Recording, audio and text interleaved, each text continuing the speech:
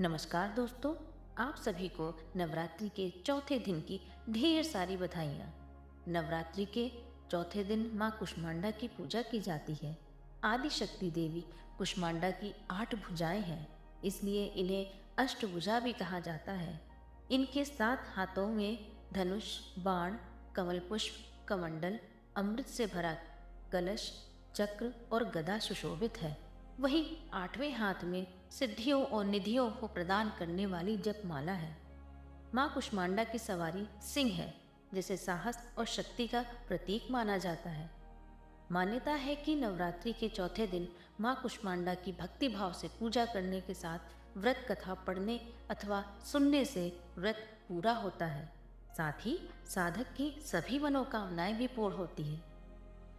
तो चलिए हम सब मिलकर माँ कुष्मांडा की कथा सुनते हैं।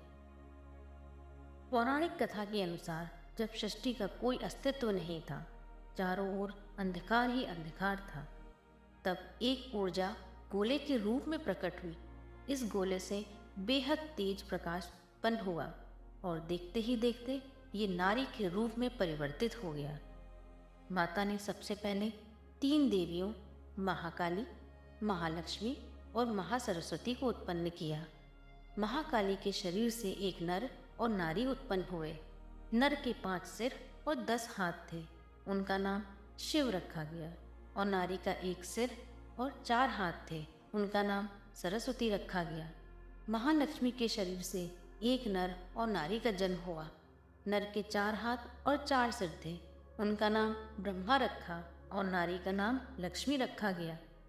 फिर महासरस्वती के शरीर से एक नर और एक नारी का जन्म हुआ। नर का 1 सिर और 4 हाथ थे, उनका नाम विष्णु रखा गया। और महिला का 1 सिर और 4 हाथ थे, उनका नाम शक्ति रखा गया। इसके बाद माता ने ही शिव को पत्नी के रूप में शक्ति, विष्णु को पत्नी के रूप में लक्ष्मी, ब्रह्मा को पत्नी के रूप में सरस्वती प्रदान की। ब्रह्मा को सृष्टि की रचना, विष्णु को पालन और शिव को संहार करने का जिम्मा सौंपा गया। इस तरह संपूर्ण ब्रह्मांड की रचना माँ कुष्मांडा ने की। ब्रह्मांड की रचना करने की शक्ति रखने वाली माता को कुष्मांडा के नाम से जाना जाता है। माता कुष्मांडा का वाहन सिंह है और इन्हें कुम्हड़े की बलि प्रिय है। संस्कृत में कुम्हड़े को कुष्मांडा कहते हैं, इसलिए इस देवी को भी कुष्मांडा देवी कहा जाता है। कुष्मांडा देवी का वास सूर्यमंडल के भीतर लोक में है। सूर्यलोक में रहने की शक्ति और क्षमता केवल इन्हीं में है, इसलिए इनके शरीर की कांति और प्रभा सूर्य की भांति देवीय है।